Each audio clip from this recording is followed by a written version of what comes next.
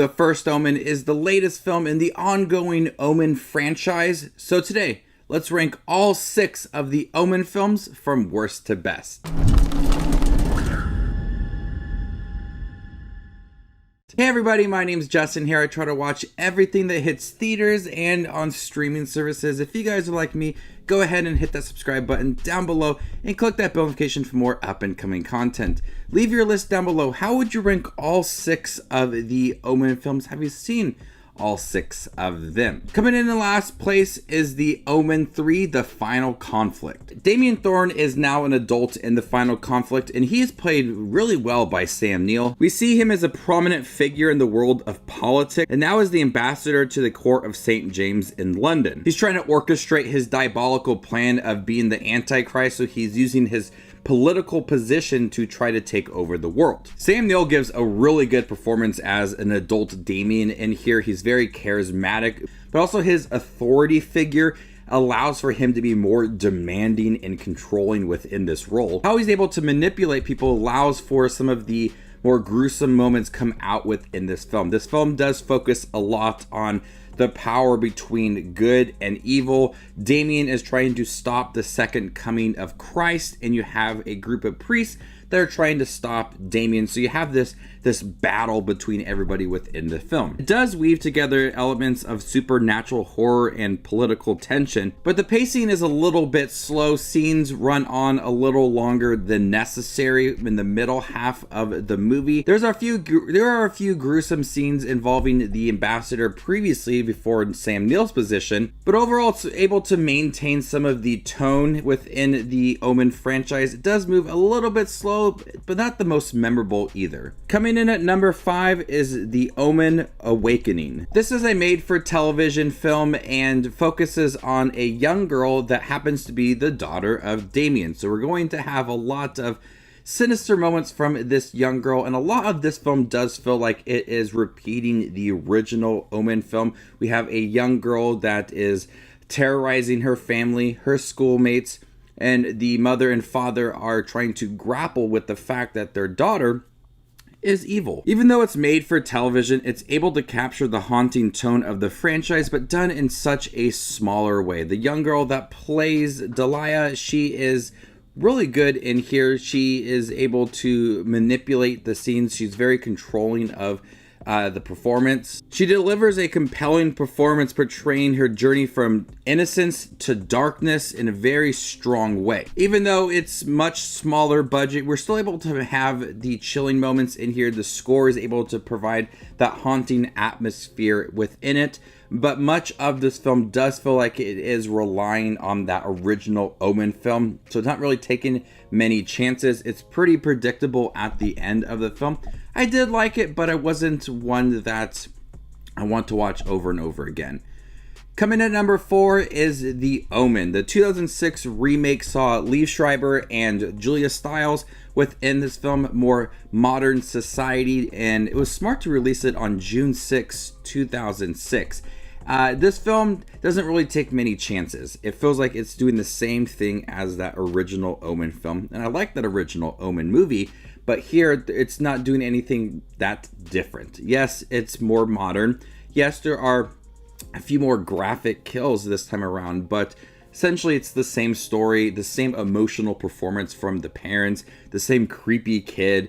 It's just doing the same thing over and over again. And that's the problem with some remakes, is that they don't try to switch up the story, switch up the structure of it all. It's really just playing itself safe. Liev Schreiber and Julia Stiles give really good performance. Watching Julia Stiles deal with the fact that her son is evil, and there's some emotional beat to that, but for the most part, it doesn't really take any risks, and so it's kind of just in the middle part for me.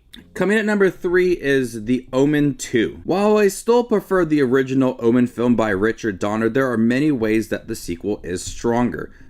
With Damien more grown up, the choices that he makes is more sinister. He's more aware of his surrounding. He's more aware of what he is doing, and that is kind of creepier than just a young kid who seemed like he can be very innocent and you kind of just overlook what he's doing.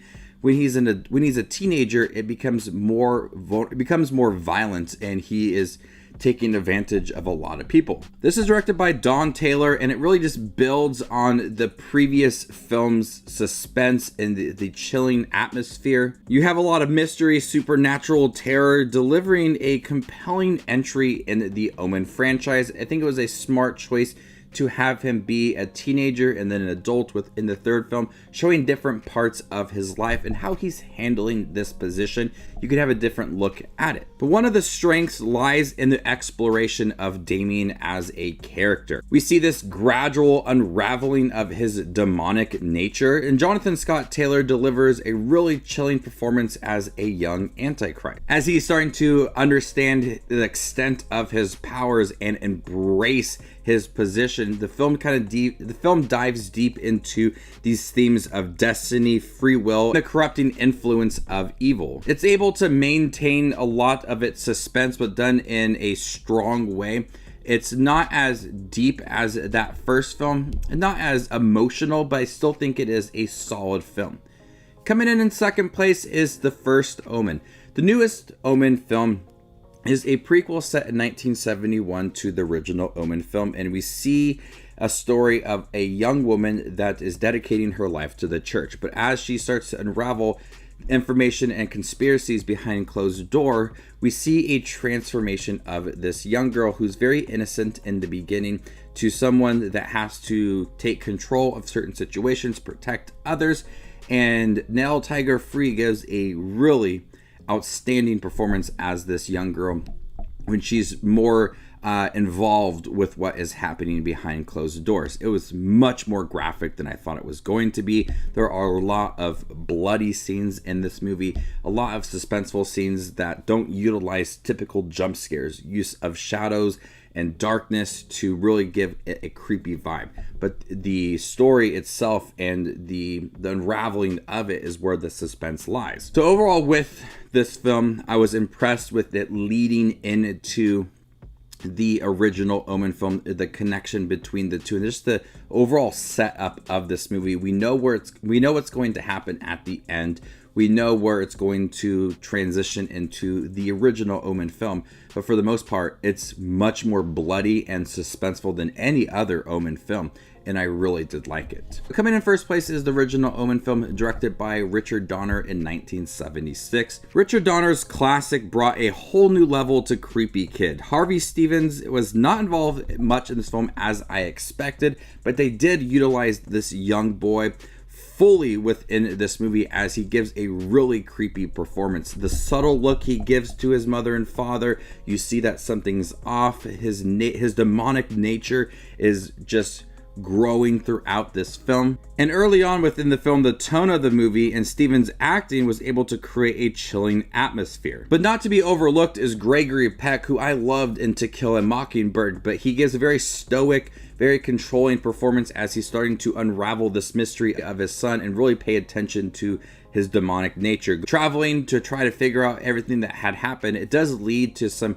really memorable scenes in the Omen, like the graveyard with the dogs. There are some really creepy moments within this movie. It's not overdoing it. Richard Donner is not sacrificing the tone of this movie to make it an overall blood fest and just scares left and right. The overall look at Damien and how it's affecting his mother and father, that's where the suspense lies, and it's solid within this movie. Coming after the success of The Exorcist, Richard Donner was able to craft a very tense religious film that looks at the themes of religion and the Antichrist and how people have to come to realization about their children. The film often challenges us to think about what we would do in this situation, and we see Gregory Peck, who gives a really realistic performance as a father and what he would do in that situation. So the film is really deep in the exploration of Damien and his family, and it's just an overall solid horror film. So there you guys have it, all 6 Omen movies ranked worst to best. How would you rank them? Let me know in the comment section down below,